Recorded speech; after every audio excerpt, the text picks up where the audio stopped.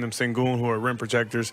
So you really got them. They were really able to showcase their on-ball pressure tonight. Whew. Now we understand why the Houston Rockets are number 2. All season long, everyone called them inexperienced. This is a young team, but it's led by Coach Ime Udoka, who really has this team locked in defensively. All game long, they were dominating the paint. Rebounding, points in the paint. They beat the Warriors by 22 points. I mean, the Warriors got a lot of, they stayed on the outside, a lot of threes. Trying to stay on the outside, they didn't get anything inside, and usually the Warriors offense is better when it's balanced. You have Jimmy Butler on the inside, Steph Curry on the outside. Guards are shooting shots off of offensive rebounds, but they didn't get those easy shots. Early turnovers took the Warriors out of their offense, took them out of sync, and they just never could get into the rhythm of the game. Incredible defensive strategy by Ime Udoka, strategically trying to deny Steph all over the court. You have to have the personnel to do that. Amen Thompson, incredible individual defender. What a great athlete, desire. So props to him. But then offensively, the first half was a 1-point game. Third quarter, they came out and shot 54% in that third quarter, won a 32-26. And they kept the game close, the Warriors did. But the problem was without separation, at some point this Houston team, that's what they do. They get a spurt. And they got a spurt from Dylan Brooks. They got Şengün going. Jalen Green started making shots, and that's when they got their separation. So between the defense of Amen Thompson and then the offense from Dylan Brooks, Şengün, and Jalen Green, that's how they won this game. They held the Warriors to 96 points. Yep. I don't remember the last time the Warriors were held under 100 points, but tonight, Amen Thompson, Jalen Green, Fred VanVleet, you can't say enough about the job that he did on Steph Curry. Yes, you can double Steph, and they did a lot of that tonight, but the guards, just the commitment to fight over the screens, to get back to the shot, not letting him get anything, held him to 3 points. And I mean, it's incredible the defensive job that Ime Udoka has the Houston Rockets playing right now. That was a playoff game plan as we pick up the tape in the fourth quarter with this game going nip and tuck. The Warriors are battling back here as the non-Steph players here, the non-Steph minutes, I should say, went the Warriors' way. Down 2, 83-81, but the Rockets, they look like the veteran team tonight. You see a nice pass there by Şengün. Şengün working on a mismatch against Brandon Podziemski. That's a big shot right there. Rockets up 6, and then just good ball movement, patience. Amen Thompson. Again, he's a special athlete. Gets the bucket over to DPOY favorite. Rockets up 8, and here's another basket right here. Amen Thompson slashes to the rim. Oh, almost got that to drop, but then Steven Adams there with the tip in. And the Rockets, JTA, really use their size, athleticism. They crashed the glass on the offensive rebounding, on the offensive glass. Impressive victory in the way they did it. They played at their own pace. For sure. You know what? I was looking at the stats, and although they aren't glaring differences, it seems like they had an offensive rebound at very timely moments, right? Like when they needed it, and that were very deflating for the Warriors, and it was hard for them to, respond and make a run. So I think that was really, really important for them in this game, is just like to be consistent on the glass, on the offensive rebounding. They did allow some from the Warriors. Like I said, there weren't glaring differences, but it was just like those timely moments. It's one of those things like you have to have feel for the game to understand these things, right? Yeah. And those are one of those things that happened tonight. I mean, how many times you see the Warriors miss a layup dead at the rim because of the length of the Houston Rockets?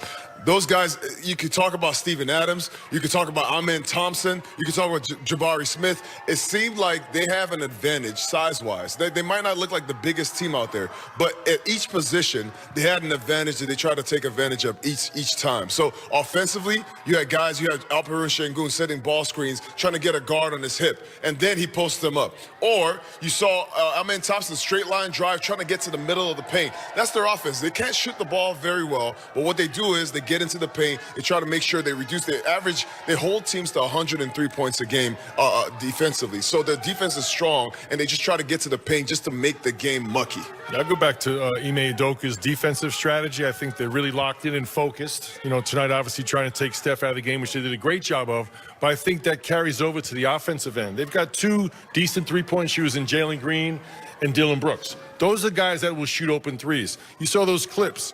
Amen Thompson, even when he's wide open, he's going to, much like GP2, he's going to attack the paint, try to get a shot for himself or collapse the defense. He's going to use his athleticism.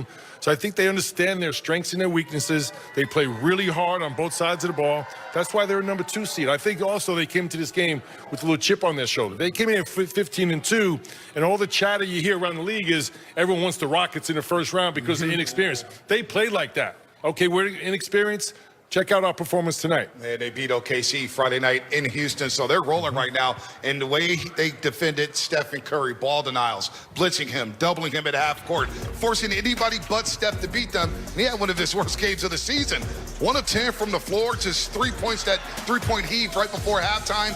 1 of 8 for the three-point line, 8 assists in 33 minutes. Fezzi fell, man. What a defensive game plan by the Houston Rockets. Well, you know, Bonte, a lot of when Steph Curry is doubled like this, a lot of the success the Warriors have is from Steph giving it to his pressure relievers. We call Draymond Green that. We've called Brandon Podziemski that. We've called GP2 that.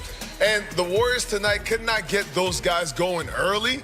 So Steph could really never get going because you just kept doubling him and he kept getting results that way. So it's really important for the Warriors to get back to that precision offense, what they did against the Memphis Grizzlies, what they did against the Denver Nuggets, where they just moved the ball. And when they moved the ball, it found Steph eventually, and he got an open shot. You could just never get any separation all game long. Yeah, I was impressed with the way the Rockets didn't cower towards the Golden State Warriors with all the things going on late in the first half. Draymond and Şengün getting into it, Dylan Brooks getting involved, and then Ime Udoka chirping at Stephen Curry before halftime. Felt like that set a tone for that sideline. Absolutely. Look, I played on this team. Draymond Green, it's his presence. It's his energy that he brings to the game, right? You have to match that when you're the opposing team, and tonight Houston did. They didn't shy away from it. They didn't shy away from physicality. They didn't shy away from mucking up the game. We're going to get in this fight too, and we're going to mix it up, and we're going to show you who we are, and that's exactly what they did. And so I feel like when you can do that, then I don't want to say you equalize what Draymond brings to the game, but you equalize that facet of it. And when you have your coach out there doing the same thing, it just puts a battery in your back, right? Like my coach is doing, let's get in this mix, you know? So it was fun to see. Yeah, I think the Rockets take on the person of their head coach, Ime Udoka. Tough. He was a tough-time player, big-time defensive player, physicality. But also, you see those clips. Steph had 8 assists, and they gave up some easy dunks and easy layups, but it did not deter them from their going back to the defensive strategy. Even when they got some dunks, some wide-open threes, I thought they did a really good job, not only denying Steph, multiple efforts. You know, they were getting out on three-point shots. They weren't just giving wide-open shots. So to me, they really stuck to their game plan, even when the Warriors got some open looks.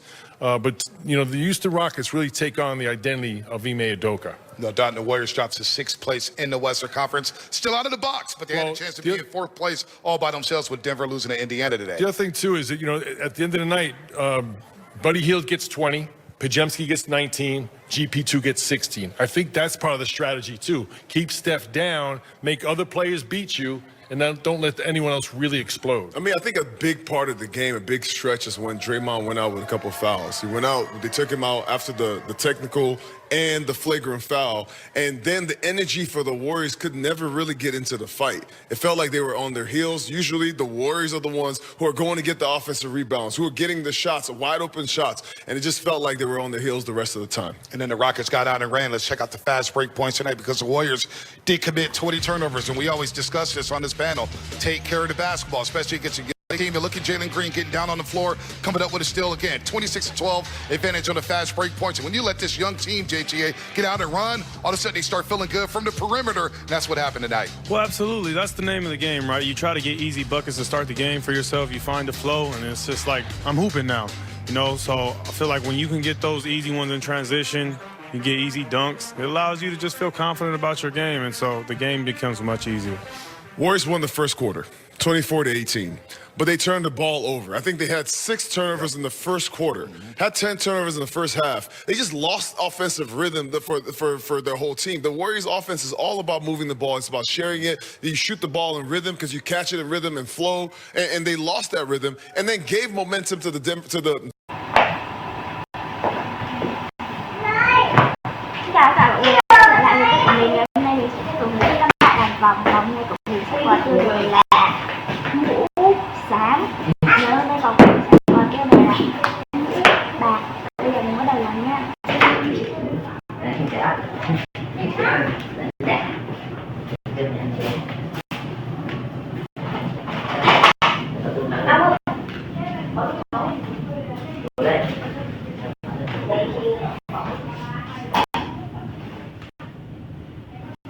Không, ăn để ăn miếng.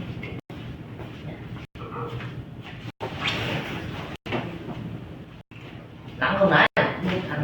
Không nóng đâu, ăn đi. Nó lại thuộc mồm. Này.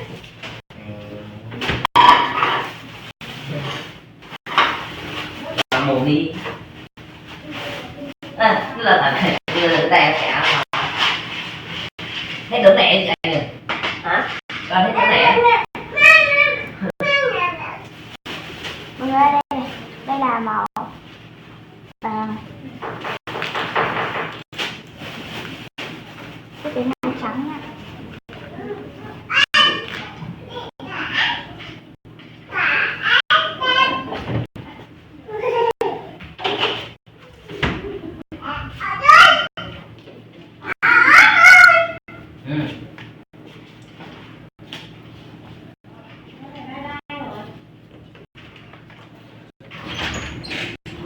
Đây đây